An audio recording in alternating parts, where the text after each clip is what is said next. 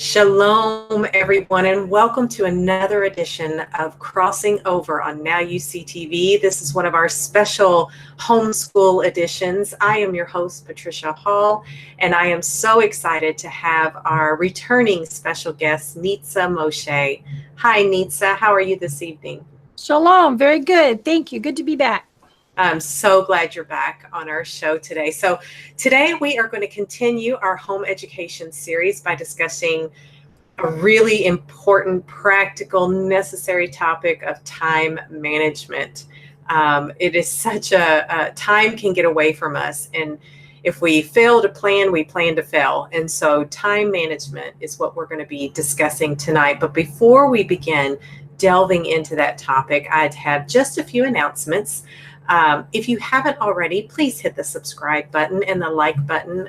We'd really appreciate that. And also hit the notification bell so that you will be notified whenever we have an upcoming show and you won't miss out on any shows in the future. If you are listening on YouTube, for any moderators that are over there, thank you so much for your help. If there's any questions, just shoot them over to me in the NowYouSeeTV.org fellowship chat, the NYSTV.org fellowship chat. I will be moderating that chat room and gathering questions from there so that we can propose those at the end of the show. If you would like to join us on our fellowship chat, you can click in the link in the description below, which will take you to nystv.org. And you just go to live stream and it just scroll down and you will see the live hub, the family chat, and just join all of our fellowship there and ask any questions. If you would, please note your questions in all caps, and that will help me as I scroll through to catch those. Also, if you would like to support what we are doing here on Now You See TV, there's a couple of different ways that you can do that. And I am going to screen share. If you give me just a moment. Oh, it's not going to let me. Okay. Sometimes it does, sometimes it doesn't. But what you can do is you can go to NYSTV and go to the support tab, nystv.org support tab. And there you will find some amazing Yeshua wear. And it's a variety of t-shirts, hoodies, coffee mugs, just some really cool wear that you can enjoy. I have several t-shirts and I've got mine in the laundry, or I'd be wearing it tonight. And it's just a good way to help support Now You See TV. And there's also a donate tab if you are so moved. And let me see. Oh, there's a couple of conferences. Take on the World is literally right around the corner, August 24th through 26th in Vermilion, Ohio. You can find out more information at takeontheworld2018.com. Also, if you don't have any plans for Sukkot yet this year, Now You See TV is hosting a Sukkot at Lincoln State Park, Indiana, September 24th through October 2nd. You can get more information on that at Sukkot2018.org, or there is a Sukkot 2018 or NYSTV Sukkot 2018 fellowship page. So please go find that on Facebook. Also, you can connect with us there or at the Now You See TV Fellowship Facebook page, the Crossing Over Facebook page. You can email us, any one of us here at Crossing Over, at crossingover8@gmail.com. All right, I believe that completes our housekeeping announcements. And so I am really excited to dive into this topic of time management. So, should we use the world schedule or Yahweh's schedule?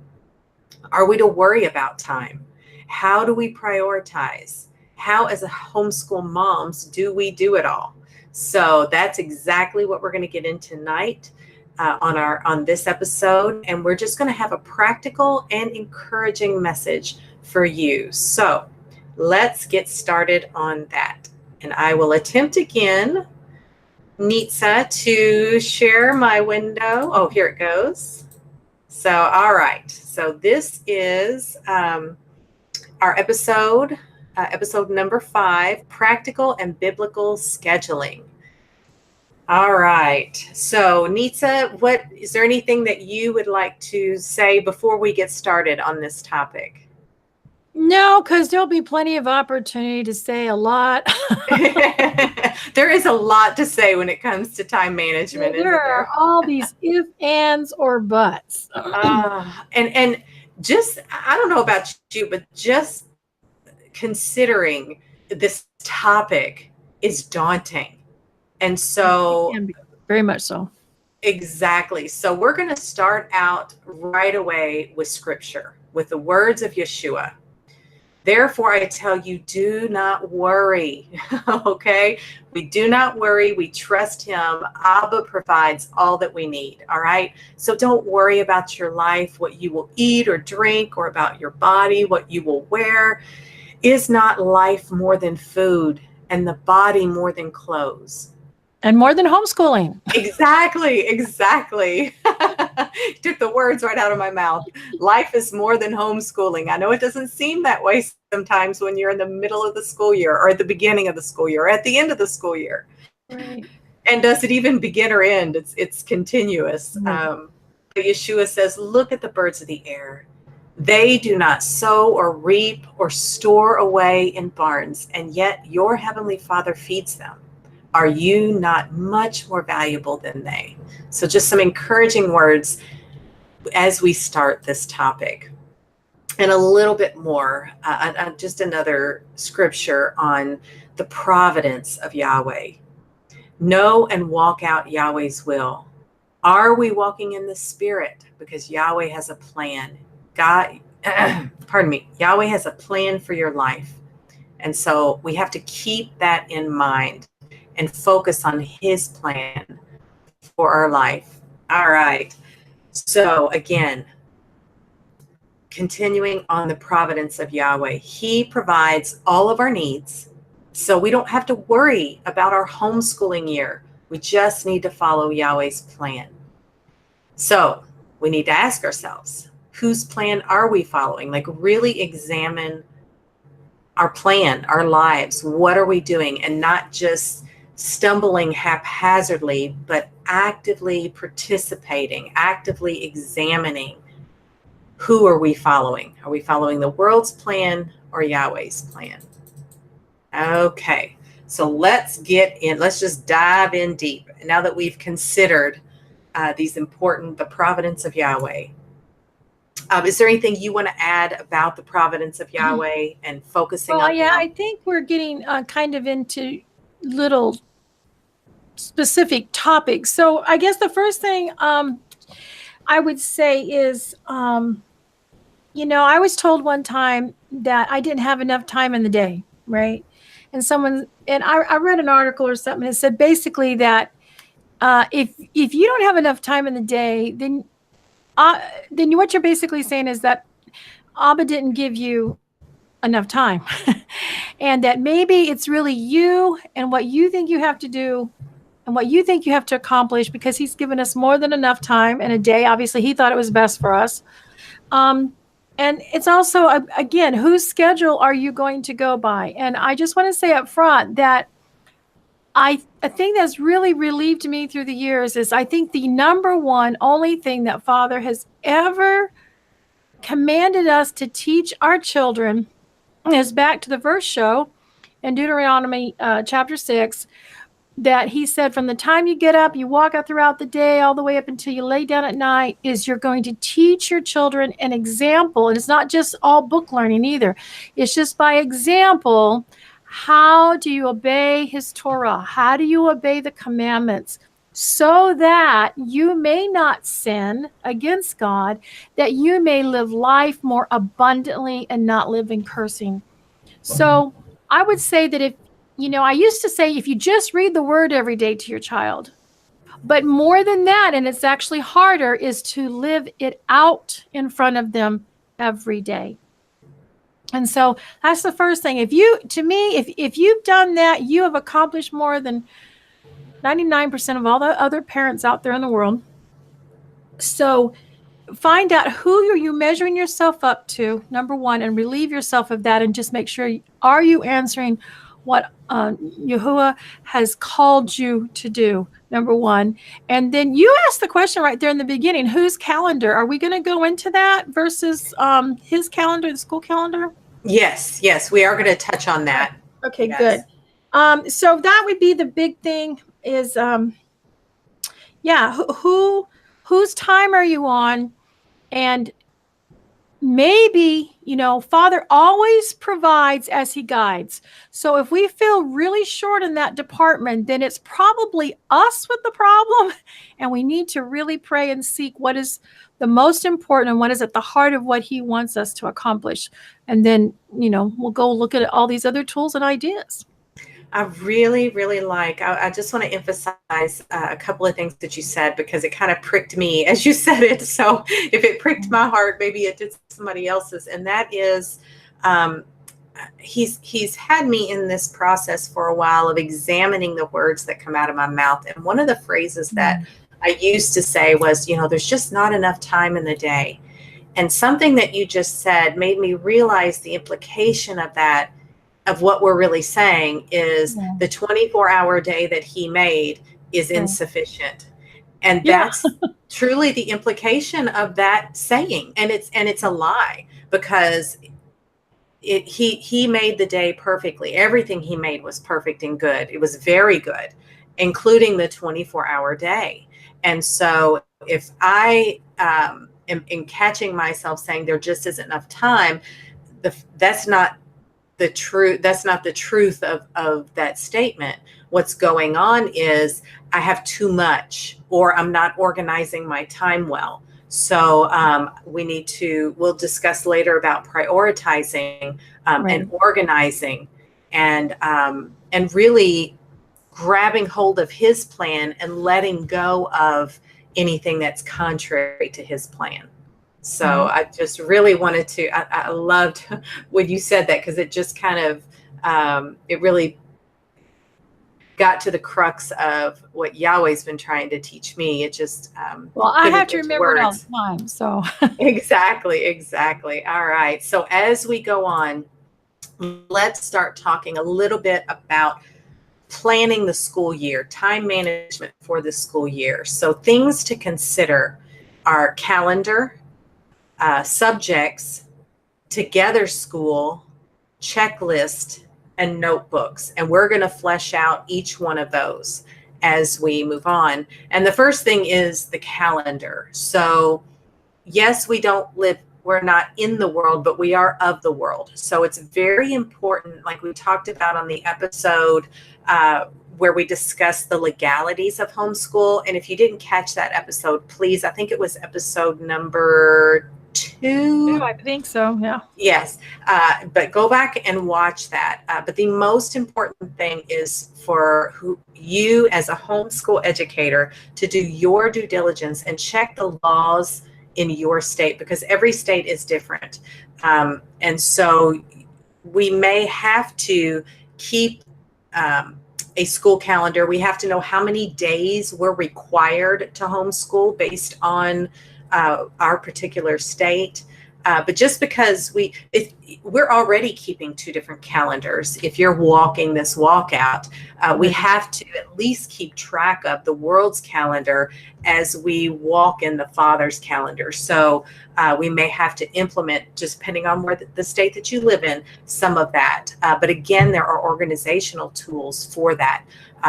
We use a calendar that has both the current Julian or Gregorian calendar, as well as a Hebraic calendar. So we call it the Pygorian calendar. No, I love that. One thing to remember, and this is your choice, of course, but through the years, and I think it's very valid, is that many families actually count the feast days and the things that they do at Sabbath, because they might be learning Hebrew or whatever, is all of those are learning times. Yes. You just have to learn how to qualify them on paper, if that's what you're having to do. because when you're at Sukkot or you're doing Passover, unleavened bread, whatever it is, you and your children are always learning. And if you ever taught in a public or private school, as I mentioned in another show, and saw what counted as school time, I mean, a Valentine's party is school time. A Christmas party is school time. Field trips are school time. So obviously, when you're reading scripture and, that covers history and language and logic and so many topics, if you just allow yourself to think outside the box, because I can tell you that a trained teacher knows how to make all those fit into different subjects. So that's one thing that you might want to learn, if you're really struggling with how do I do YAHWEH'S calendar versus the school calendar, if you need 180 days, and then you're just wiping off all the feast days and everything, they actually, if you rethink it, might actually be educational time. A day to the beach can be educational time, and you can embellish it more with a book on seashells or something your children are interested if they're interested in seagulls, if it makes you feel better, read a book on seagulls and animals and the difference between birds and mammals. I mean, you really have to open your scope of your mind on what is education and what is school, and by physically doing all those things, they actually really learn so much more than just what we're trained to think of being in the classroom at a desk learning. Absolutely. Qualifying everything that we do. And everything is a learning opportunity. It's captured right there out of YAHWEH'S own mouth when he says, talk about these things when you get up and when you lie down and when you walk about by the way, and just throughout our day, we learn in everything. There's an opportunity for learning in every aspect of our day. And that includes chores. Absolutely. I mean, let me tell you, I used to substitute while I homeschooled at a junior high school in a Christian school. I would bring in 4, 5, 7, 9-year-olds with me who would sit in the class while I taught, say, biology or whatever the class was for the high schoolers. And because my children were taught to learn how to listen and think and use logic, they could sometimes answer the question in the classroom, which shocked the 9th, 10th, 11th graders. And they also knew how to, I mean, you're sitting there and my children are listening to other children who are 15, 16, 17 years old. They didn't know how to cook. They didn't know how to boil water. They didn't, all they knew was they go to school, they come home, maybe there's something they put in the microwave. They don't know how to do chores. So you can't underestimate everything that they're learning in the home. And the more children you have, the more administrative skills or entertainment skills they are learning. Absolutely. Meal planning and executing cooking, there is everything involved. There is language, there is sequencing, reasoning, there's math, there's science, there's everything is involved. There's chemistry. Everything is involved with the necessary daily task of cooking. So, and shopping. And one thing to kind of clarify this is and this is when you get down on yourself, like over your house or whatever also, but you got to remember you live in your learning environment. So Absolutely. Doing chores and cooking has to be part of it. Cleaning up has to be part of it, because you don't have a team that comes in and cooks the meals and a janitor, right? Right. But it's an opportunity for you and your family to learn all those skills and make them better rounded children growing into adults. But at the same time, realize, you might not have the beautiful, perfect, immaculate home, but you're actually literally living in it. And so that is what makes a big difference. And I sometimes have to use this with my older children that are still left at home, because sometimes they don't I have this big thing about the kitchen sink being clean. And I just look at them. You're not cooking or eating and then leaving. I have to come in here and do something. Somebody else has to come in and do something. And in my case, we have a home business. I have to have that clean sink to sterilize our laboratory rods for pouring essential oils. So just keep that in mind. You are living, learning, and doing everything within your classroom of life. Absolutely. And also, as we follow the Father's calendar, which is this cycle of examining and cleaning out and clearing out and project planning, like for Sukkot, like for unleavened bread and the feast. Their project planning is a complex project, for lack of a better word, and where there's so many different things to get involved. And so it's a tremendous learning opportunity. And you can just look at your kids, and with just a little bit of education or research, you can begin to meet your kids where their educational needs are, to be involved in planning for Sukkot. Because when you think about it, I mean, you have to, any trip, there's planning involved, and it's a project. These might be your future event planners. Exactly. So make it a family affair. Absolutely. And what we have mentioned in all of our shows is finding out what are our kids' giftings, right, and their passions. If it's in sewing and decorating, you can plan 2 months in advance to start with, decorating and sewing, making pillows or decorations for your sukkah or for Passover or for whatever it is. Remember, they decorate in school for the holidays. Exactly. And it involves project planning and measuring and all of these math, science skills that are needed. So as we're talking about the calendar, it is easy to convert or live within the school calendar, whatever your state's regulations are, but to incorporate the Father's calendar as well, and to really be his calendar be our primary calendar, and then qualifying whatever we need to qualify into whatever our state requirements are. So. All right. So for the calendar, you can, it's very helpful and necessary really to print an annual calendar. And you can, online, there's so many different templates that for free that you can use and adjust and print those out. You can make it an art project, just depending on the ages of your kids, and make your own calendars. And this, especially when they make their own calendars, they'll be more invested.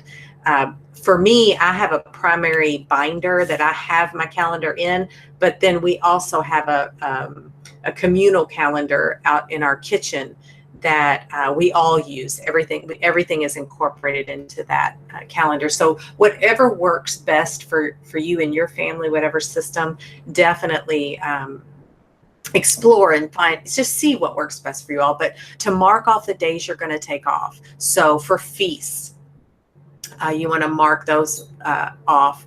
You want to incorporate in your calendar study. You study for Together School about the feasts, for example, family memories,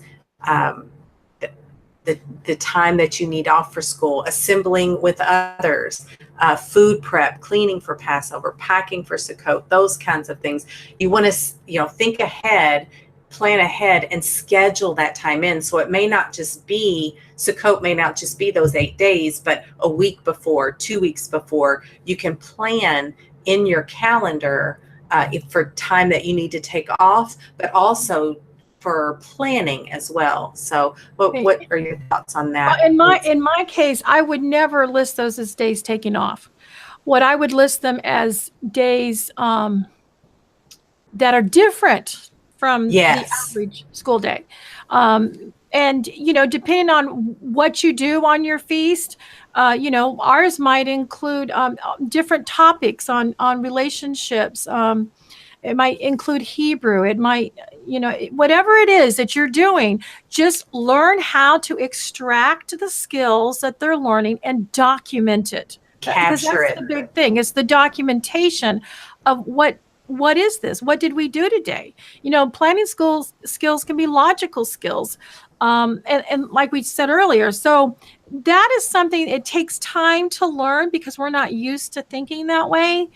But, if you want to mark them off, hey, mark them off. All I'm saying is, I wouldn't be so hard on myself, and I would learn maybe how to adjust those and qualify them.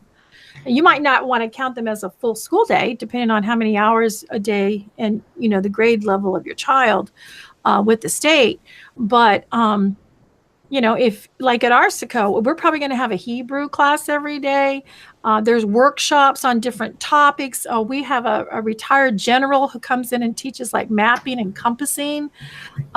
So those all would go on paper as school. So that's just a matter, I think, of preference and learning how to do it. And I think the more you do it, the longer you do it, the more you're going to see that you can think outside the box and mark them as school days. But in order to justify them, to explain them really to people who don't think that way, because they do think that way in their own categories, in their own activities that they do. You just need to learn how to qualify it into subjects, basically, is the bottom line. Exactly. How to capture it. Right. Absolutely. And it might include pictures, right? Notebooks. Exactly. Projects. We used to keep a drawer, a filing cabinet drawer, and I had a file for each child, and almost anything they did, from papers to, projects, pictures, etc. Some people have a picture book for the year. Of course, a lot of people now would have digital, but we would just throw them in the drawer.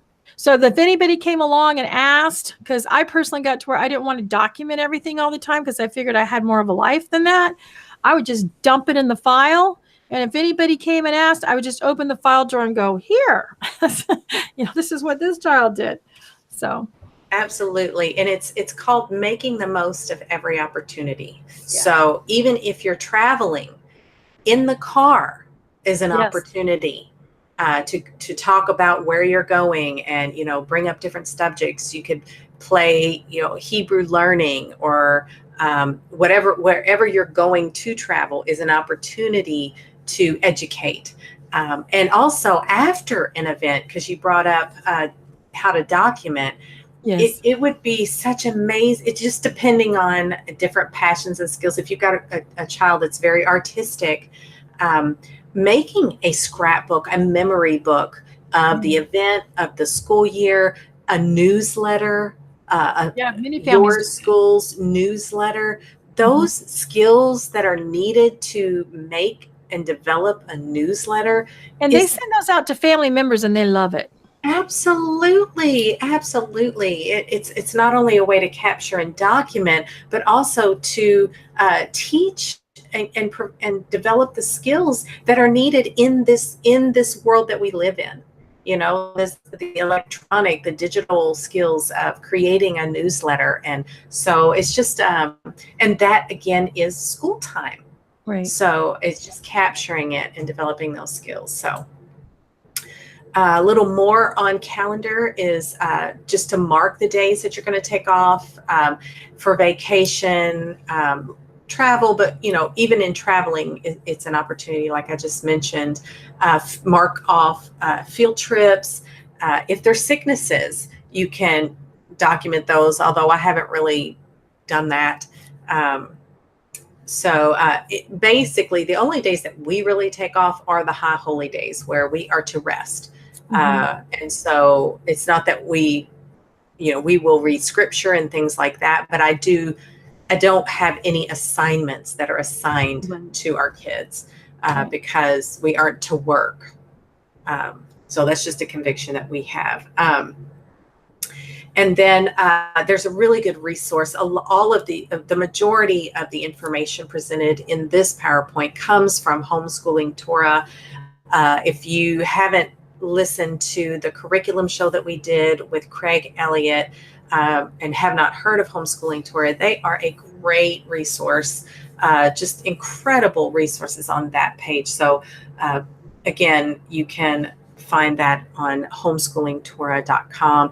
Keeping attendance, there's a variety of tools.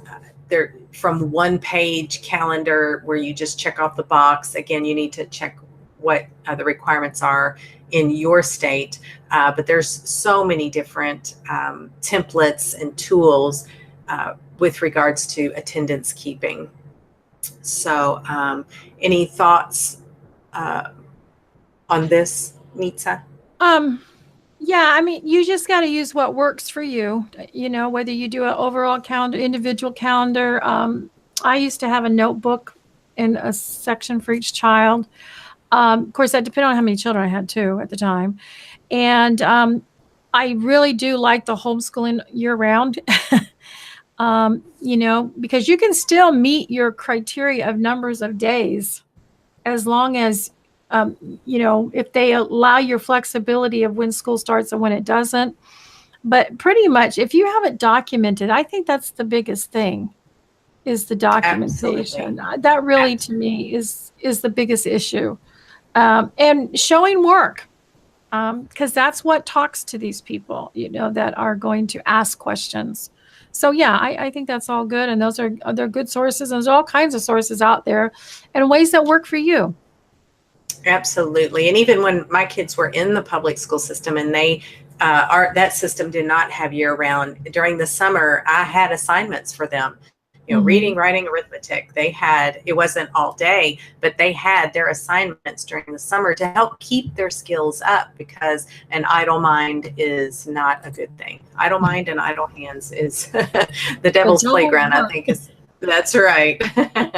All right. So, just to wrap up the topic of calendars, it is possible to follow the father's calendar and the system calendar that we're in. And there are lots of resources and templates out there. And it's important to plan and document and capture everything, every learning opportunity that we have. And so explore the tools that are out there and find what works best for you all, for your family. Personally, for me, I used to do the school calendar and then try to fit YAHWEH'S calendar in there. And I just about, halfway through 30 years, decided that didn't work for me. So I did his calendar and placed their calendar within that school year. Because when you're living the feast and Shabbat, that's really your flow, and that's what your family's trying to do. So I learned to do the opposite and then fit them in there. But just remember this, it's really where you're coming from. The more you do it, the more you learn. I mean, just like most of us did not, give up Christmas, and we didn't give up Easter, until we understood and knew why.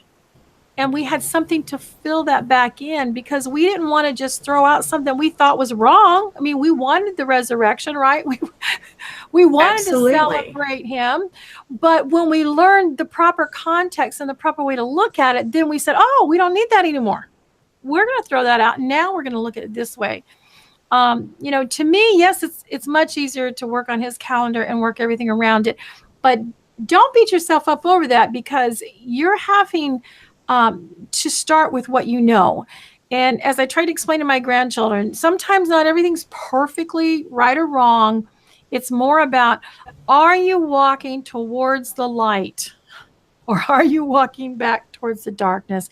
And if you're making progress and going in that direction, and sometimes on this journey to the kingdom, you have to stop and unpack and camp for a while.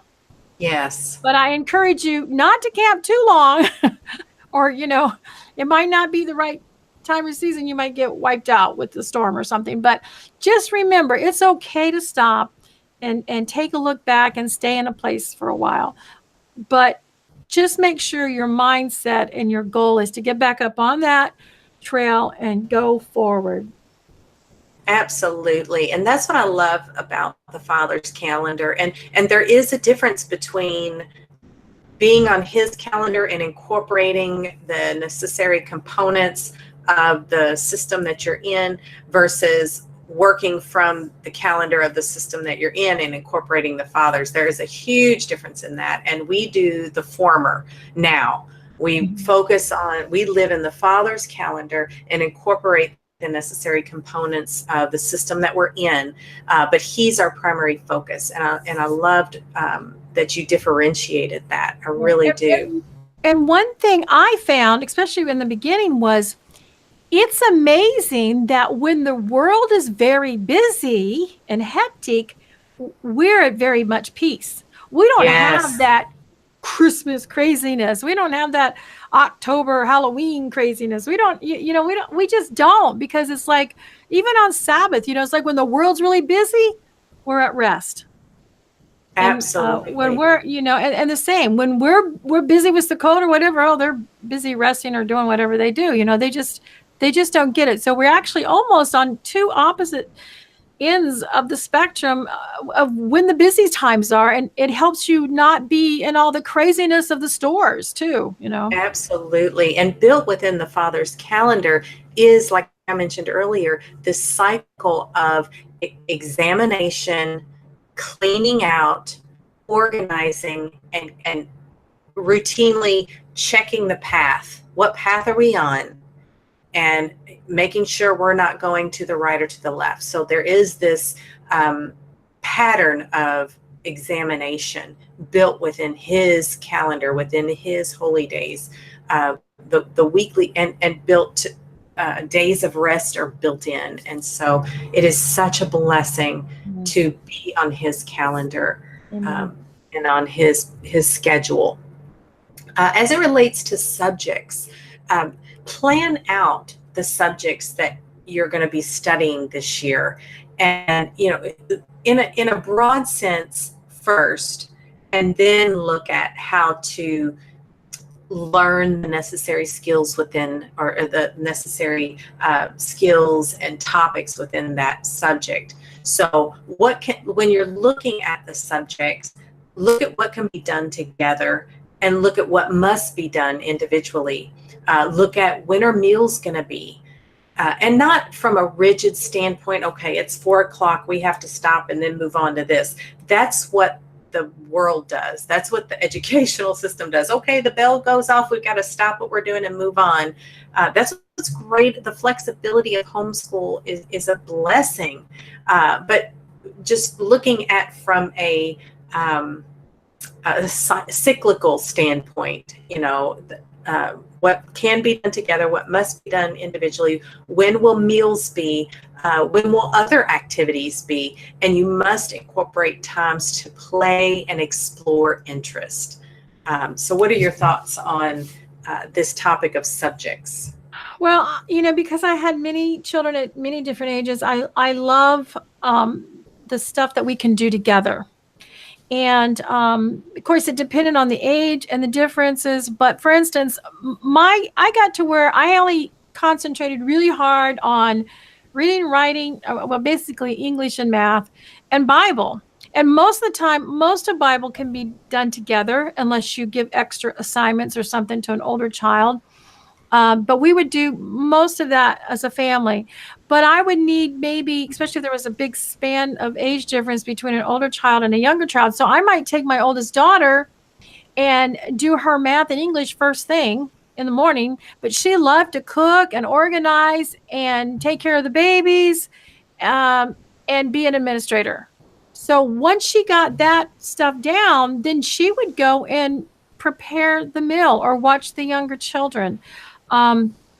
And, again, that was her gift. My second daughter, then I would go to her, and she loved art. She loved drama.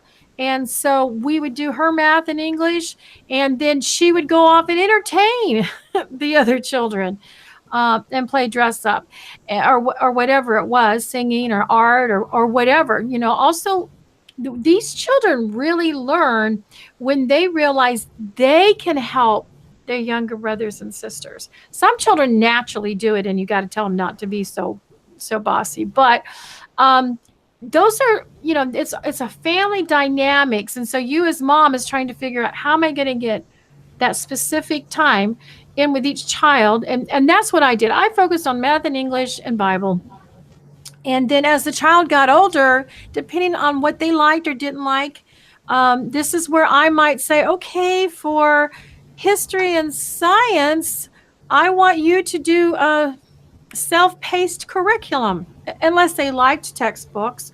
Or what we did the majority of the time was we had a co-op with other families. So all those other topics or subjects we would get together once a week and do, which would include one of the moms loved to do experiments, and one loved to do crafts, and I always liked to teach on the word and language. And so we always incorporated. We had moms who would watch the little ones and moms who would, work with the bigger ones. So then that way we got this exciting thing. For an instance, we all got together as parents, and you can do this individually in your family or with other families. But what we did is we sat down and said, we would like to cover the medieval times. So we sat down and we looked at everything that kind of was within that time period. One mom loved science, one loved history, excuse me, one loved arts and music. And so each mom would come and bring a part of that to the table. And we did this over the school year. And at the end of the school year, I did a lot of the science and language, but not experiments, because I don't want to do that. And what we did at the end, because most fathers can't be involved, is we taught the medieval subjects. We talked about the plague. If I wanted to talk about one of the things in the plague was it was in your respiratory system, or it could be in your blood. So we taught what the scripture said about Yahweh breathing, like in the book of Job, over the waters and freezing the water with his nostrils. Or we would talk about the blood and Adam and the life in the blood. But then we would pull out the sheet of, name all the parts of the respiratory system and name all the parts of the circulatory system. And then we would relate that to the timeline that we made up on the wall, and how the plague was carried by probably fleas and the pathogen. So we studied what the pathogen was, we studied what the flea was, we studied what the rat was, which then meant we had to study who Rembrandt was, so. And then at the end of the year, what we did, because we taught the feudal system and how the plague affected this, and how all the sciences and different things happened as an outcome of this time period, is we taught the feudal system in parallel to the kingdom of Yahweh. So we had a big medieval feast where we made all the fathers a head table, made them the lords of each of their family. All the mothers, sorry girls, we were the serfs, and we served everybody. And all the sons and daughters were, part of the kingdom, and they each came out and did a skit, or they might have sang, they might have played, they might have presented something, and then they would go up to the head table with the fathers, and they would knight them into the kingdom of heaven. And they learned that because of the plague, that feudal system fell apart, but they learned that if you wanted to belong to a lord and you wanted to be provided, you wanted to work on his farm, then you had to swear fealty or loyalty to fight for him and his kingdom. We paralleled that. And then we also showed how, because of that plague, that was a horrible thing, Father's very clear what happens to a people or a land when they fall away from him. But it made it possible for the poor man, the peasant, to rise up and now demand a wage, because there wasn't enough of them to work. But we just incorporated the whole thing. So you can do that individually as a family, to work together if you have lots of children. And you just have to think, and that's for me, it was all about reading and math and scripture. And then everything else, we figured out how to fill that in. And it was filled in depending on the age of the child, what kind of curriculum they did or didn't want to use, or with a cooperative. So there's all kinds of ways and things to do that. So you really just pray and ask for how that works for you, because it's not about copying the school system. Many people do that. You can do that if that's what you want and that's what your family needs. But I know many of you are struggling with a nursing baby, a toddler. I've been there. I've had an older child who needed therapy every day. I had an older child who, then that's another problem because they've got to start going places and doing things so they can work and do things. And we had other children too that had special needs. So look at the full picture, see what the priorities are, and then ask Father to show you how to provide for that and how each person, it's not just about you, Mom, each one of those children can participate in filling the need and rounding off the education in your home, basically. Absolutely. That it can be and it should be. That's individualized to your family. That we build our home school around the Father and have him help us to plan our daily lives, our home and our homeschooling around him. And, when we first started homeschooling, it was late. It was just a few years ago. We absolutely did copy the system in our home, and we're moving away from that. And so I am blessed by that and challenged by that, but I would encourage you all to do that as well. And you've touched a little bit on this. When you do have preschool and early elementary children, I love this title of Joy School, because it's fun. Play is learning. Kids learn through play. And so don't do too much quote unquote school time. Incorporate naps. Their bodies are growing at such a rate, they need to sleep more. Incorporating have a routine. Is structure and routine are so important for a stability. So incorporating meals, chores, like you touched on before, chores are essential just to develop. Adam was given work to do, and so it's important to give our kids chores. That's how we learn the basics of life. But play is, I always made chores playful and fun. I love to sing, and so we always developed a song for different chores and activities that were needed. And also nature walks. And we have to have time spent outside and grounding, just barefoot Which outside. Counts as exercise. Yeah, exactly. That's your PE. Chores can count as PE, and play counts as PE. So running around the yard and mowing, those kinds of things, that's PE. And life skills. Absolutely. Maybe job skills. Our first son, he, by the time he was 12, he had a lawn business, a snow shoveling business, and was buying and selling and trading motors and pieces of equipment, and having grown men come to the door and ask to see him. So, it's very possible. Oh, absolutely. Definitely. And so a little bit more about younger children and babies and scheduling. It's important to develop, the feeding, waking, sleeping patterns, that they're predictable. That it's, not necessarily rigid time-wise, but that there's a routine within your home. For your preschoolers, have activities.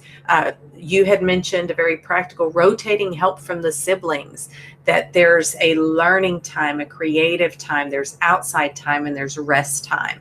So there's a routine, an expectation, a schedule, a structure, but not necessarily time dictated. Okay, it's 12 o'clock. We got to stop what we're doing and move on to this activity. That there's more of a rhythm to that. So any additional thoughts on that before we move on? No, I was just thinking about a little bit about creative time that some people would think is horrendously not school. But I remember my first two daughters, my two oldest.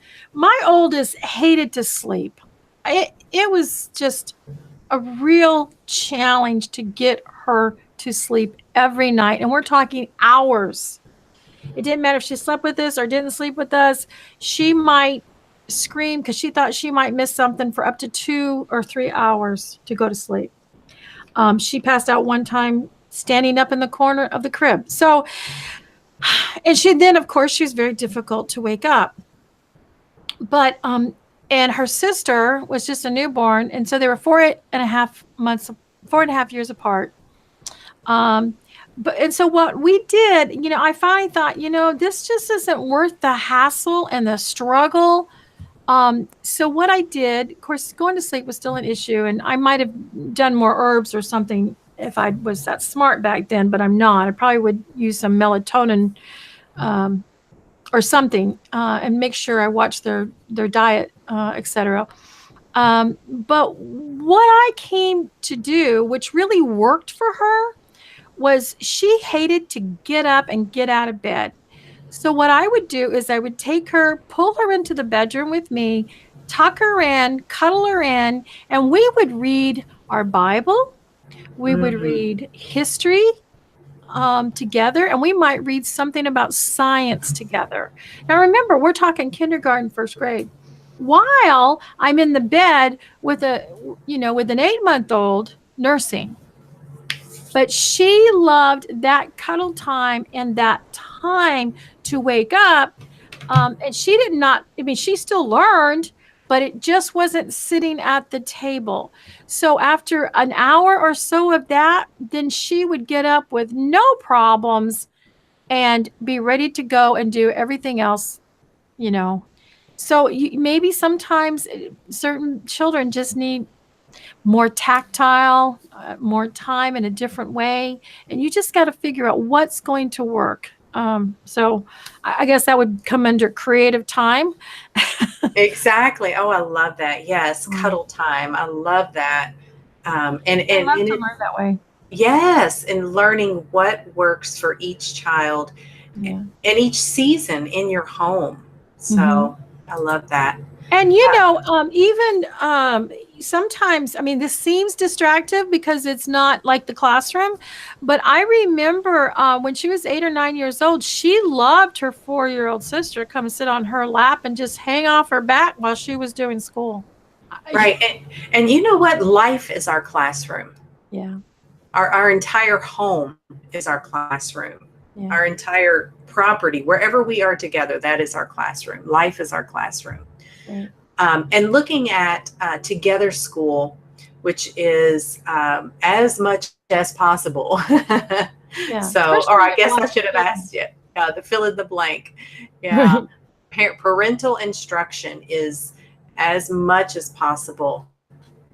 And please remember that Together School, it's important to have time to plan, print, handouts. So there must be some organizational planning time, setup time, cleanup time. So yeah, just remember that Together School. I'm not sure what she meant by stewing and daydreaming. Victoria wasn't able to be with us. Brainstorming? Yes. Okay. Yes. Brainstorming, thinking about it, simmering over it. Yes, exactly. And just know that there are going to be plan in time for quote unquote interruptions or unexpected problems. Plan in, definitely snacks and cleanup. You must have time for record keeping and filing. So be sure to incorporate time for these necessary things. It's good to have a start time and a stop time frame. But I wouldn't, if you're having a really good flow, and there's a really good time where the kids are learning and they're engaging, you don't want to say, oh, okay, it's time to stop. Now we stop. Allow for that to come to its own natural end. So. Could you go back to that slide for a second? It should be. I don't know why it does that sometimes. I flipped all the way to the front. Yes, I don't know why it does that. Let's see. It shows that it's on mine. Okay. There now. What? There was 2 things, but I can only remember one. I would say that's probably one of the number one complaints that my children had, and I've heard other children say They never got off. They never had time off. Oh, And that means just like, I mean, you know, in some ways, how do you discipline a homeschool child? I mean, sometimes that's kind of difficult because you're not going to make them stop seeing their friends, right? Because they don't right. see them. I mean, it depends on the situation, you know. I actually homeschooled other children that weren't mine. And so, you know, for one, the discipline was I had to pray, what's so important to her? Well, it was her makeup. So I had to take her makeup away from her for a day. So they do need some time to not feel like, especially when they get older, that it's just not, you know, they just don't feel like they ever have any downtime. I guess that's basically the idea. And so sometimes, you know, if they've got a friend or a mom or grandma or grandpa that's supportive, or an aunt or an uncle or a cousin, or, you know, just a friend of the family, or sometimes it just helps them to just get out and maybe do something different, so that they don't feel that, you know, their life never changes and they never get an out. So sometimes, and you know, sometimes we can always so overburden the children. You know, and so you have to stay really sensitive to that. You know, they might be going through some of their own personal things. You know, we had a situation where the younger boys learned to read just pretty much on their own by listening to the older children do the phonograms, while, you know, the older child twice his age is still struggling to read. So then you've got to be careful about those dynamics and how that makes the older child feel, and how the younger child doesn't mean to, but, you know, is causing some issues because they don't stop to think, you know. So you just really need to look at a whole picture and give some room for all that. And the other thing, I know what it was. The other thing is, you know, sometimes it was easier to go, if I can get 3 solid days of school in, then I got 1 day to play catch up and another day to prepare for Shabbat and play catch up if we still haven't caught up. That might be some ways to look at that. Right. If there's a balance, not too much, not over planning or under planning. You know what I mean? There has to be a balance, and sometimes that balance is elusive. So it's giving yourself some grace. Well, I always over planned, so I, you know, really had to work on that one. That's my tendency as well, and plan too much. And so yes, it's incorporating grace for yourself in that. So it's good to have a checklist for independent work, so that kids know what's to expect for the day. They can do their own list. My kids were at the age where they were independent with, okay, here's what's expected, you know, create your own to-do list. But I would give them an overall, and they would, okay, you know, my kids take after me. They're very much a list oriented. Okay, I need a checklist kind of thing. But it also teaches responsibility. And then also, you know, the question about homework. What about homework for homeschool? But it's basically, for us, homework is, here is the skills and here's the practice to learn those skills. So that's kind of what our homework was. It was the assignments needed to practice the skills that they're learning, so that it would incorporate work needed to establish that skill from learning to mastery. That's kind of my philosophy on what homework is. But you also need to plan in time to where you check that individual work. So, and now as my kids get older, I went from me checking their work to us checking their work to them checking their work. Correct. So, so that they would take responsibility for that. And the point of checking their work is to learn when they are in error, when they don't have grasp of a skill, so that they can then learn that skill. Okay. Like for algebra, for example, okay, you got these problems wrong. Why were they wrong? so that they can learn where their error is and correct that. So that's the point for me for checking their individual work. Well, and we have to remember with home education, we have the luxury of doing what it really should be the intention of school in the building, is that it's about really learning, not doing your time. Exactly. And that's two totally different things in the system. Is you got to do your time. It doesn't matter so much if you learn, but you got to do your time. And so, my children always had to pretty much redo a mistake, unless there were multiple ones in math or something. Because that was, basically the concept was you're going to make mistakes in life. You need to go back and redo them, find out what you did wrong, why you did wrong, and how do you make it correct. So, there's other teaching principles with that. Now, the thing about homework in the context of going back to, and I know we're probably going to cover this, but this was a big pet peeve for me. At the same time, it was a pet peeve as a teacher, and it was also a pet peeve as a mother. I was a homeschool mom. Is homework for mom and dad, at home is one thing, for what you're trying to accomplish and make sure you learn and practice. But when you're giving homework, when you're in a cooperative situation, that is pretty difficult. I have found that if you have a co-op where you're paying the teacher to teach your children, and it's a very organized school-like co-op, your child's probably going to have some homework assignments. And you need to understand, this is just a pet peeve I've seen over the years, that if you're delegating that out to another teacher for your child, please teach your child to respect that teacher and do that homework and turn it in, because I can't tell you how many times I've seen homeschool children not have to follow through and respect other teachers. Oh, wow. On the flip side, I totally get it. Okay.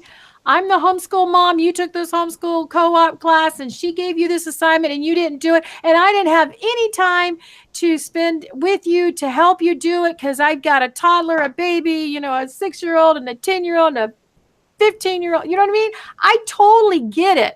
I really do. So you got to find that balance, and you got to find out what that responsibility is. So we sometimes, in our co-op groups, we would, we'd ask for no homework or just say, if you're going to give it, it's maybe extra credit or something like that. But as the children got older, depending on the topic they were given, I mean, what if they were taking chemistry? What if they were taking some algebra or something like that? Yeah, that child needs to take it, and you've got to figure out how to help them get that work done. Because one of the things I notice about homeschoolers is, yes, we're independent and we're self-sufficient, but we're rebelling against the world and the New World Order. But we don't want to go so far that we're not teaching them to respect godly authority and things in their lives that they should respect and follow through and give to. And that's probably one of my number one complaints about homeschoolers. Right. Well, and the importance of doing the tasks assigned and doing what we say we're going to do. So right. That's very important as well. So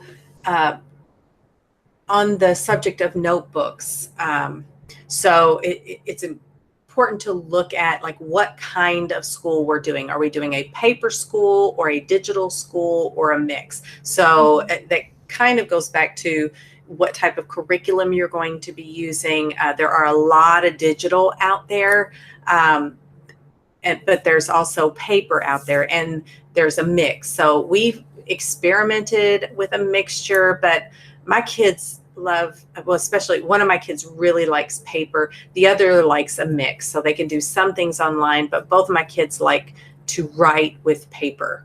Right. Or even if they do something on the computer, they like it printed out, something to hold in their hands. I'm a big binder person.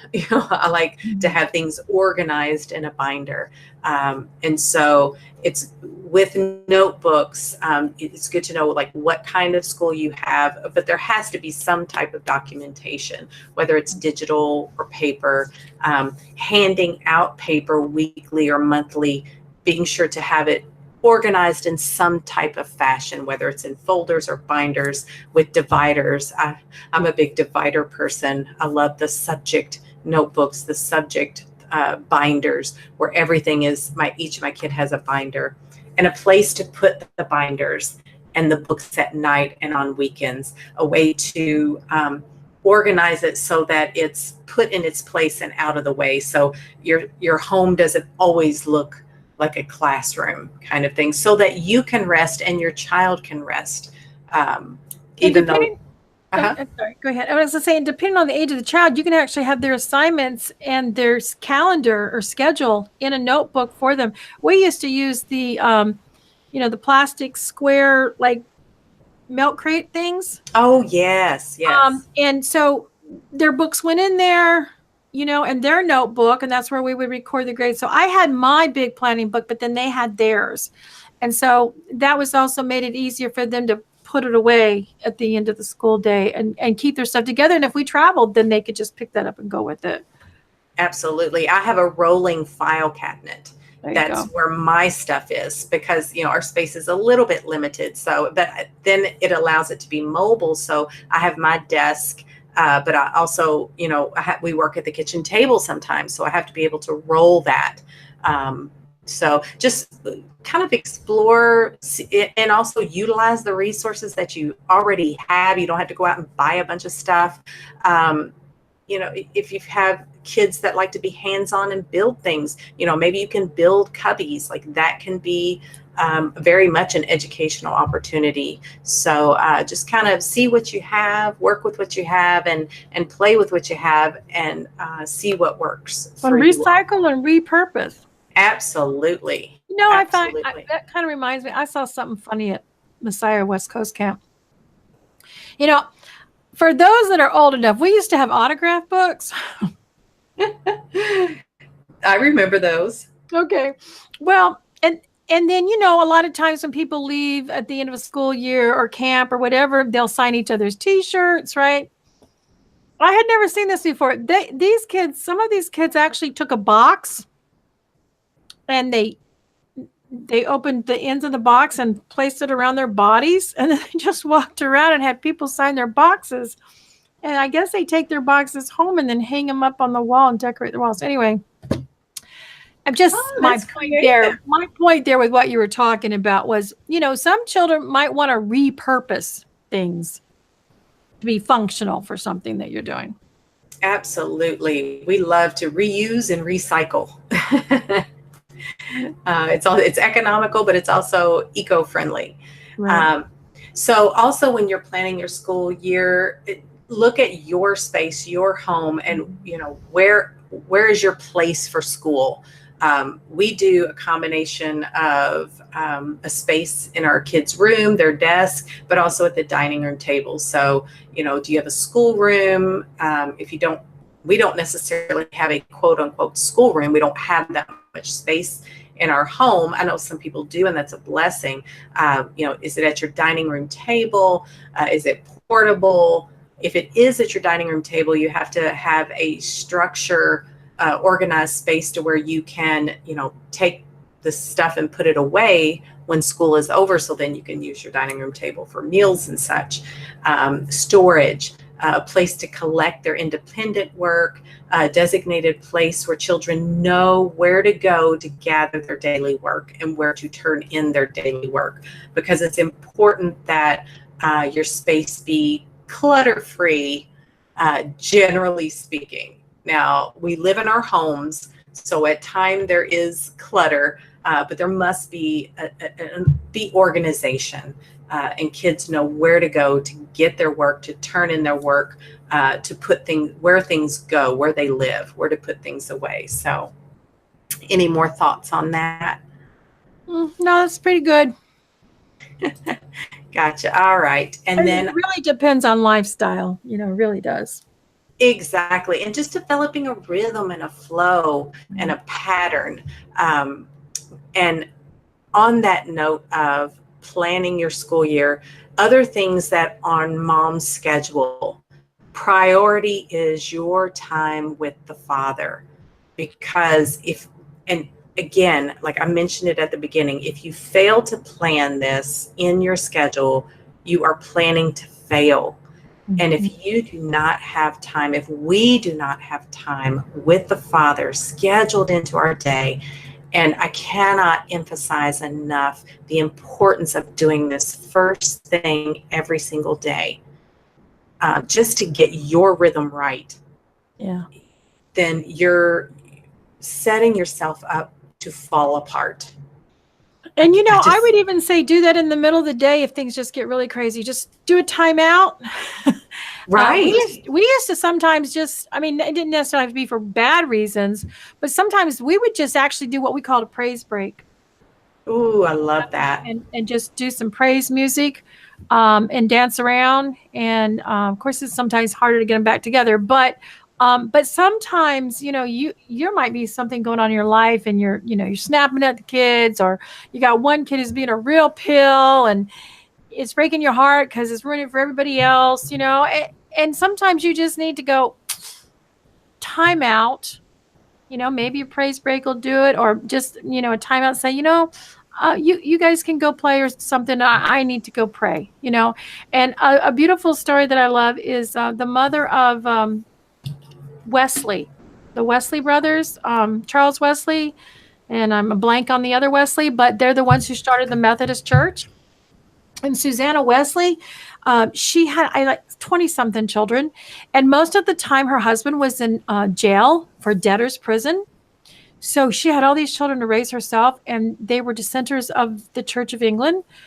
So they were also picked on, but she literally just, had a big apron on, and every day she had a method for all those children. The more children you have, the more you got to get it together in scheduling. She would just sit at certain times every day, and she had a method for everything. And she would just take that apron and throw it up over her head, and her children would just sit and watch her pray every day at certain times. And so that's how the sons were raised. And a lot of those children died, but a lot of them lived.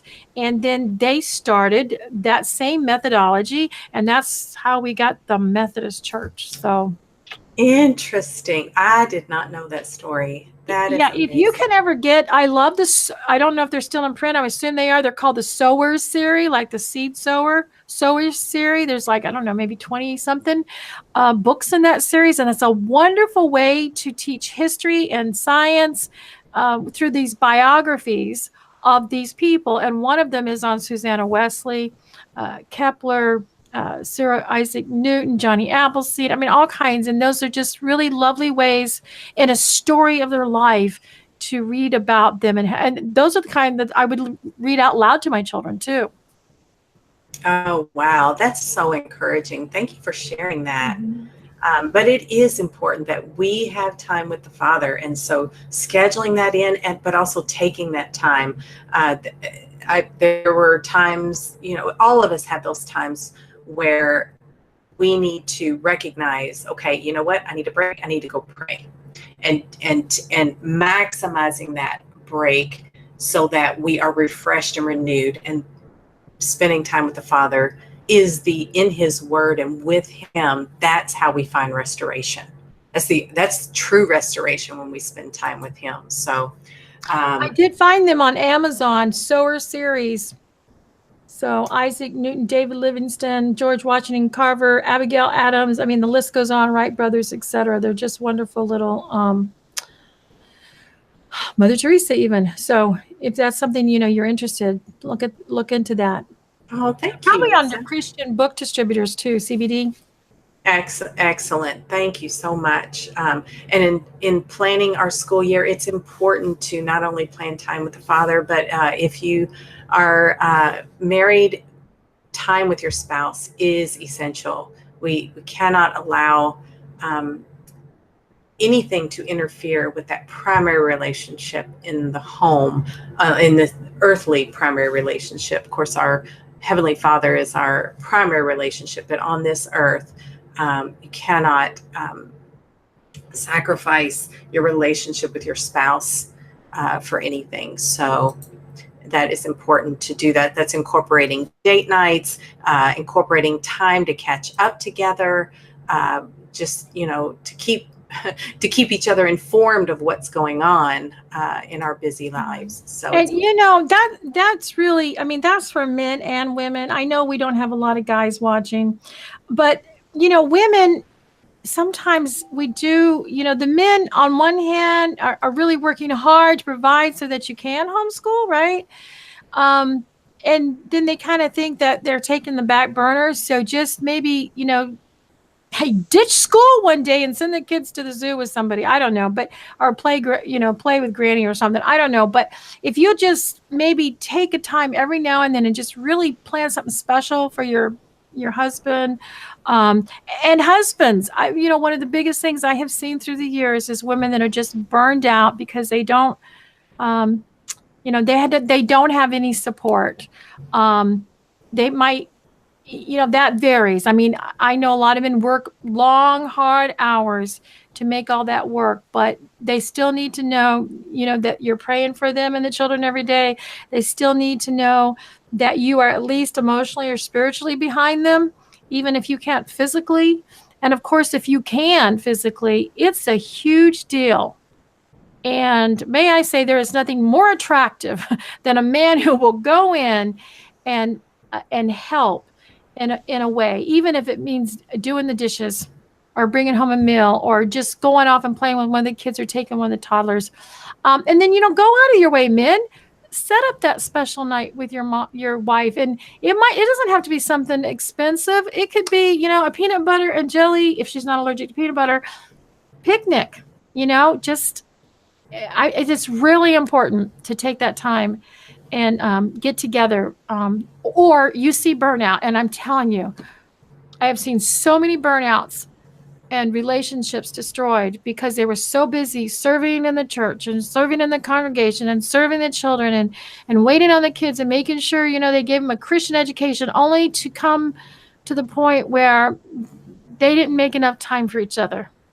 So absolutely. I'm the product of a divorced parents, and the picture of what happened in my family was the perfect way to picture this was how we sat in church, and that was mom on one end, dad on the other, and the kids in the middle.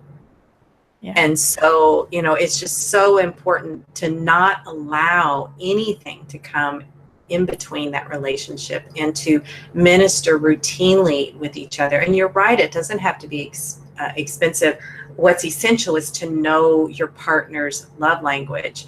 And it can be as simple as, rubbing your spouse's feet, it's just ministering to them, looking for what they need, and then filling that need. And you reminded me when you were talking about doing the dishes, there was a Christian comedian, I cannot think of his name, but it was either a book or a routine that intimacy starts in the kitchen. So that is true. That is very true. And in fact, our kids used to joke, why are you always kissing in the kitchen? It's just, and it's important for you to teach your children that relationship is really, really important. They might ooh and icky, but they really do enjoy watching their parents get along. Of course, hopefully nobody's being lewd. Right. Because they also have friends and or see things that, they worry, when they think or see maybe you have a little argument or something like that, and a lot of you are remarried. Right. I remember my oldest daughter, I was remarried, and she saw me talking to this other Christian brother who was cleaning our carpet. And, his wife was one of those homeschool burnout things that went foo-foo. And in this case, it wasn't his fault. She was one of those ones that I guess life consumed her. And when the internet first came on and went off with somebody off the internet, but I was standing at my door with my door open in my house. He was standing outside. Okay. We were in broad daylight, but it upset her so much because in the back of her mind, she had fear that that would lead to what had happened with her father. Wow. So, you got to play with those dynamics too. For Exactly. some of you. So it is really important. And, the children need to know that relationship is very important because it's important for the two of you so that you two can love and care and provide for them and what they need. It really is important to try to teach them. Absolutely. And for the men that are listening, for the husbands and the fathers, I just want to encourage you for the importance of praying over your wife and children. It cannot be overemphasized how important that is. And just a little testimony, before we started walking this out, my husband didn't do that. Yes, he prayed for us in his private time, which is important, and I'm not diminishing that. But in terms of when my husband started putting his hand on me, Blessing, yes. blessing on the Sabbath day and other times, but always on the Sabbath, he takes the time to put, and I'm getting emotional just because it's so impacting. He lays his hand on me and on each of our children, and he prays a blessing over us, and it means the world to us. It truly, truly does. And then we in turn pray for him.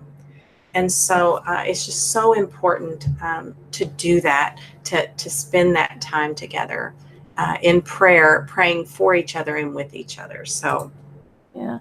And I'll stretch out. There are some men who find that extremely, extremely difficult. If you, for whatever reason, can't find yourself to do that, and there's a book called, I think it's called The Blessing. I want to say it's by Gary Smalley that came out years ago. And they also did some research about why there are very few Jewish, especially men, in the prison system. And it's because they link it back to that family blessing on Shabbat, especially. And but if you can just, if your wife knows that you just stand outside of the room of your children every morning or every evening and that you're praying for them, it means a lot. It really does. absolutely. It is so impactful. So just to give you all some encouragement, and women, definitely it's important when we pray as well. So Yes, absolutely. Your children watch. They actually pick up more of what they see than yes, anything you ever tell them. Oh, absolutely. They will do what you do more than do what you say. So, back to planning our school year, meal planning and cleaning, having a master shopping list. Again, homeschooling Torah. There's a lot of resources for meal planning and master shopping list. Homeschooling Torah does a fabulous job. That's just one of many resources that you can go to their website. You can order groceries online. Here in our part of the country, Kroger has a click list. I think there's a small fee for that, but that's a big deal when you have a lot of children and little ones at home. Absolutely. So you can order, and you can actually upload coupons to some of the different stores, grocery stores, and that kind of thing. So ordering your groceries online, cook faster. I used to, especially when I worked outside the home, but I still do it at times. I will cook all my meats on one day of the week and freeze a lot of meats. And that helps to kind of, for like meal planning during the week. I usually do it on Sundays where I'll cook all my meats. And that way they're already prepped. And that way during the week, you can just kind of assemble your meals and it's a lot faster.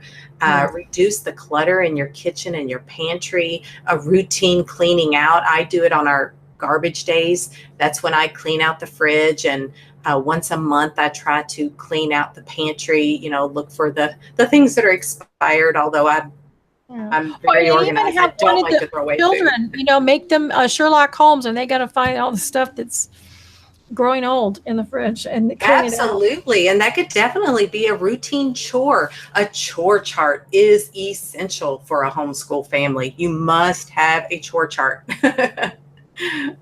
because responsibility is important. Get help with cleaning. That's part of the chore chart. If you live in my home, you have responsibilities just because your last name is Hall. So because they live wherever we live, we have responsibilities, and our children need to learn that. Making lists. I am a huge list person. Do everything as a family and have a master plan, a master chore chart, a control central, where everybody knows what their responsibilities are. And my kids, what I learned when they were little, they took ownership, and there was a lot less rebellion. They tended to, if I told them what to do, they tended not to receive that as well as I would say, well, go to the chore chart, go see what your responsibility is. Right. There was something different about it. Instead of me telling them what to do, telling them to go to the chore chart, they would go to the chore chart and do it much more quickly and readily than me telling them what to do. And I don't know what that is, but and sometimes I think it's just seeing the whole picture, maybe. Yes, exactly. For some children. Yeah. Yeah.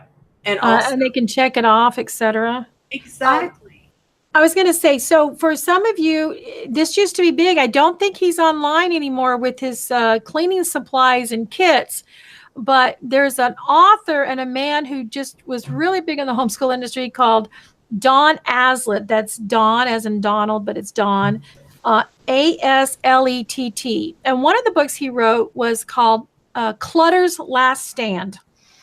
And he has several books. I saw them on Amazon still. They are really good in helping you. I mean, if you're like me, you thought you knew how to clean, but he ran a cleaning business, and that he spent a lot of time teaching moms how to clean efficiently and quickly. And there also was she's still online, I think, doing a woman's magazine online. But Jill Bond wrote a book called Dinners in the Freezer. And actually, any book by Jill Bond, her children probably, when they were very young, did the illustrations. And she had, they had a ministry called Bonding Place and worked with autistic children and families. But that meal, Dinners in the Freezer, they basically got together and cooked once a month and put these different things in the freezer. And then you could, of course, add your fresh fruits or vegetables or whatever you were going to do. But it was also a wonderful way to have always a meal available for when you really needed it, and or to give. And you guys need to get together with your congregations or your other believers or your neighbors or your neighborhood and start thinking about, instead of just a baby shower or something like that, when someone gets sick or they're going to have a baby, or they're going through something as a family, make a schedule and have different families deliver either fresh meals or come and gift them with freezer meals. And that's Jill Bond, Dinners in the Freezer. And learn how to do the crock pot thing. That's really important on how to do some of those things. And it's a challenge for some of us and some of it's not, but I think those are things really worth checking out. Yeah, and it's important, things that you're talking about. It goes under, it's important to spend time with other adults, other homeschool moms. I remember one of the homeschool groups that I'm a part of in our local community. They have a once a month mommy evening. Moms out. And and they have scheduled activities during that. And one of them, the theme of one of the mommy get-togethers was organizational ideas, where we all went around and shared our organizational activities, meal planning, those types of things, because it's good for us to share our ideas and get ideas from other people. Yeah. I think that's so important. And that goes along with one of the suggestions that we've got from our listeners. And forgive me, I forgot who that was. It came over from YouTube from Kevin Stoll. Thank you. Is Can we share our different calendar ideas, or, different planners on Facebook? Absolutely. Go to either the Now You See TV Fellowship or the Crossing Over Facebook page. That would be great if you all would share your different ideas, your templates, your different pictures, share your photos that you're comfortable with sharing, your different homeschool ideas. Go over to Crossing Over Facebook page, and let's just start sharing those ideas there. I think that's a great idea from one of the listeners. Yeah.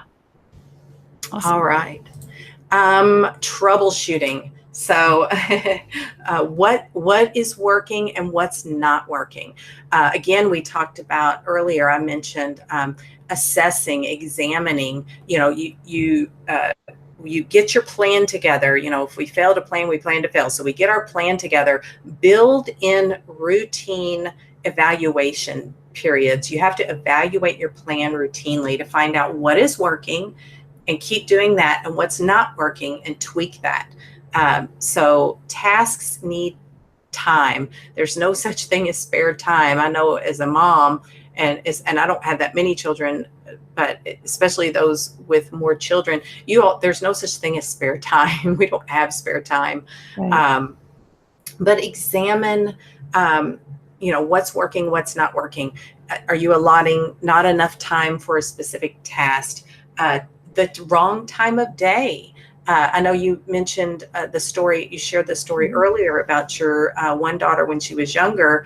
In the morning was not a good time. So you would spend time when you're nursing your infant by reading to one of your daughters. So just learn, you learned the morning time was not a good time to put certain tasks on her, but you maximize that time by doing another activity with her. So, I know, one of my kids is a morning person. The other one wasn't so much, for a period of time, but then that switched. So, just be flexible. We have the freedom of flexibility in homeschool. So assess how you're structuring your day and realize that what may be working now may not work later. So especially as kids go through adolescence, they may need more sleep and that type of thing. Was there something you wanted to say on that? I was just going to say, it kind of goes along with this is, sometimes I know families that have done this, and we have done it. You don't necessarily have to keep same school hours either. Like for us, sometimes, father was on second shift. Sometimes he was on third shift. So we would incorporate the school schedule to come, at the end or the beginning of that. If it was second shift for a long time, then we would do second shift schooling. You got to figure out what works for your family, because the other thing was, and then one time he had a rotating, he would do, 4 days on, 4 days off, and then 4 days on nights, and then 4 days off, 4 days nights, days, and then second shift, So it didn't matter which shift it was, that we had to make sure that meal was at a certain time every day. So we just learned to adapt with it. And that way we could also go with dad, and dad could go with us more, spend more time together. So, and it's going to change. I mean, you might have a birth, you might have an accident, you might have a sickness, you might have granny and grandpa come live with you. You are going to have to, it's not a one-time end all. You've really got to just keep seeking the Father on what that works at each time. Some of the children that used to get up early, like you were just saying, when they get older, man, they're going through some hormonal changes and growth spurts, and they need extra sleep, or they're having maybe problems going to sleep because they're at a computer too much, and they need some melatonin. They're not getting enough sun, so they need serotonin. There's lots of things that you need to consider, and troubleshooting is a good word. Exactly. And routinely troubleshooting, whether it's once a month but set in that time to troubleshoot. And it may be short, like, what, we're doing good. Don't need to tweak right now, but don't skip that, just the mental note of, I need to assess and step back and do that. And I love what you said about the different schedules, because, my husband's an ER nurse, and he just switched from nights to days. And the days that he works, we may do more school, so that the days that he's off, we can spend more time together. Every home is different, and do not compare. It's really important. And some of us have husbands that are gone for a period of time and then home. I used to, I used to get upset when my husband had to go on the road as a supervisor. And it's like my whole life revolved around our schedule. And then when he came home, I kind of resented. Wait a minute, I got to stop and I wanted to revolve around him, but it was just, I had this flow going and then I had to stop. And so, I just said that to him one day. He messed up my phone. But anyway, so, we had to learn to readjust. And I know this isn't really long here, but if you get a chance, go watch Tim Hawkins' comedy song on troubleshooting. Anyway. Okay. Tim Hawkins, song on troubleshooting. All right. Yeah. I love some of the Christian comedians out there. All right. So it's important to know when we need help. So it's important to identify and acknowledge that. So if there's a subject that's difficult to teach, we all have our giftings and we all have our areas of need. Math is not necessarily my strongest subject. And so it's important we are so blessed in the time and place in which we live because we have a variety of resources, Well, yeah, you have the internet too now. Exactly. But there YouTube videos. When my son was taking physics, I could literally not help him at all with that subject. And so, there's YouTube. We look things up. There's free websites. There's, I think it's Easy Peasy All-in-One Homeschool. They have just a variety of subjects and curriculum, like 180-day curriculum every single day, where they have video links and worksheets and things like that. So there's amazing things on there. One thing I just want to share real quick is there was a lady that I knew who did not know how to read. And she knew God called her to homeschool. So she learned to read by teaching her child to read. So don't overlook the possibility that Father wants you to learn something at the same time with your children.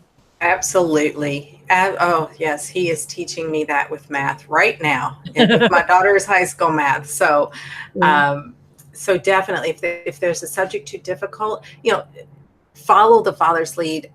There's absolutely resources out there. If you must be somewhere else for whatever reason, it's okay to need help and to reach out to the community, explore your community. Homeschooling is growing and growing, and there are in just about every community homeschool families. And so partner together. You may be able to meet a need. I know in one of our homeschool, the mom works part-time. And so another homeschool mom, they partner together and to fill in the gap. I would just give a warning. That's the way it should work. But sometimes you really need to be careful because not everybody sees the same values in the same ways that you do. Absolutely. When in the 70s and 80s, there really wasn't a right or wrong way to homeschool because there wasn't curriculum and stuff that you had easy access to. But I watched over the years where it got to a point where if you didn't do this and you didn't do this test and you didn't do that, then you weren't a good homeschooler. And that's just not true. Again, it has to do more with values of what is important. I might go to one person's house and they don't think the kitchen sink is ever important to be clean. Oh, yes. But if you're in my house, I could have clutter everywhere, but that kitchen sink better be clean. And it's not always about right and wrong. It's just about preference and what people perceive and what they do think is right or wrong. And you don't want to invite that condemnation or, they might not like it and turn you in. And it's really nothing more than a preference. So be wise about it. Yes. But hopefully you have the support that you need. Sometimes people bring in grandma and grandpa, and that's kind of the nightmare. It's the worst thing that you can do. Other times it's the best thing you can do. So be discerning. Absolutely. In all things, be discerning. But there are times when we do need help. Sometimes we have life in transition, health problems. other people's chaos that bleed over into our homes sometimes. You know, that happens. Fear, perfectionism. You know, sometimes we do need help. So it's important to be wise, be discerning, but to, you know, seek the help that we need. Absolutely. I'm glad you mentioned that about be discerning. So it's important to plan a planning time. That is important. I love the alarms on my phone. They kind of drive my husband crazy, but because I lose track of time. And so I set alarms on my phone for just about everything. And so I have a planning time on my phone when I'm going to do the lesson plan for the week. And so that's my scheduled time to do that. So it's important to schedule a planning time, because if you don't schedule it, it will not happen. I can just tell you that right now. And that's a really good time for dad to take the kids to the park or something. You know, that's kind of what we used to do. If it was my planning time for the week or something, then the kids would, you know, go play with Granny Pa or go to the park with Daddy or something like that. You know, get ice cream, whatever. Absolutely. And it's important to declutter. Homeschooling, you add clutter to a normal household just with homeschooling. But it is important to routinely to not have a cluttered life, because I cannot function in clutter or chaos. I'm just one of those people that I will stay up till 3 o'clock in the morning and clean just so I can go to sleep. Which may be a little OCD. There may be a little problem that I'm better than I used to be. I'm way better than I used to be. I'm guilty. But just some recommended books. Nitza has already mentioned some amazing books. So just some additional books. Time Management from the Inside Out by Julie Morgenstern. Organization from the Inside Out. The Organized Homeschool by Ann Elliott. That is an excellent resource on top of the resources that Nitza has mentioned earlier. Again, the outline for this PowerPoint was provided by Homeschooling Torah. Ann Elliott has just some amazing books. And let me see, her 2017 Homeschool Family Conference on their YouTube channel, session number 4, Practical School Schedule, is an excellent, and here's the YouTube link here on the slide. It is an excellent, I love her Homeschool Family Conference series. If you just please check out the Homeschooling Torah YouTube channel. They have amazing shows and series that really just some great practical information and also some encouragement. And the Torah Observant Messiah Saved Homeschool Network International, they have a Facebook page. They are an amazing resource. And just some, please subscribe to Crossing Over and go to our Facebook page. We're hoping, praying that Yahweh would make a way for us to have a homeschool conference. So please be praying about that. If that's his will, he will make it happen. Crossing Over, the website will feature a homeschool section. And we are, after our series is over, we're in part 6 of an 8-part series. We will be doing a monthly homeschool show. So please email us at crossingover8@gmail.com with topics that you would like covered. And again, please connect with us on our Crossing Over Facebook page. So Nitza, what's some just some wrapping up thoughts on this topic? Well, I think it's the same with every show we do. You really can get all this detailed information, but if you have to stay in touch with the Ruach and the Father and press in to know his voice and his direction for you.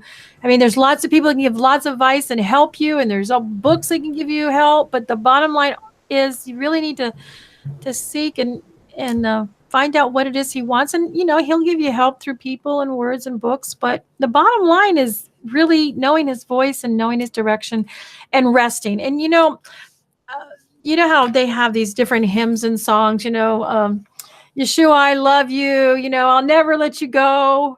Well, I have a flip on this, and some of you might feel this way. It's like this. I will let go. I have let go. It was too much. It was a burden. I couldn't hang on anymore. Please don't let me fall out of your hand. And I have found, this is just my personal experience after 30 years, is those that I really thought had it together, that I admired, that I aspired to be with big families and homeschooling, a majority of them, I would say, didn't make it through to the end. And I discovered that those of us who could admit that we aren't enough and we are messed up and we need him are the ones that survive, because it's not us. It's him that does it in us, because he promised to complete what he said and what he began in your life. And I know that's, you have to let go of the control, and believe me, I love control, but that really is where it's at with everything, is just to surrender to him, find that place in him. Even it means just going, I can't do it anymore. Just trust him. And again, that's the hardest commandment there is. Trust. That's my bottom line. Absolutely. We can do all things through Messiah who gives us strength. And so it's important to, I love that, because earlier in my life, up until probably maybe the last 10 years or so, I had a difficult time acknowledging when I was stressed and, no, I'm good. I'm fine, when things weren't fine. And that's not good to cover it up. That just leads to a breakdown. Yes. So absolutely. A breakdown that's insurmountable, that's bigger than it could be, if just along the way we recognize and admit, okay, I'm struggling here, I'm having a hard time, and pressing into the Father and dealing with it at that time. So right. I find that most homeschool moms kind of, maybe there's some that fall in between, but I think a lot of us either figure that we're very efficient, we have a lot of gifts and skills, and we're the ones who usually burn out because we can't admit that we need help or we need to stop or back up. And then there are those who think they never measure up and they never can figure it out. But, if they know that, they're the ones who can really rely and trust on the Holy Spirit. So that's actually a gift in a way, than those of like someone like me who struggles with a lot of gifts and pride. So being honest. Yeah, well, we all do. We all struggle with pride. That is a fact. So, it's okay. Father created you. He created your children. He did not make a mistake when he gave those children to you to discipline and to,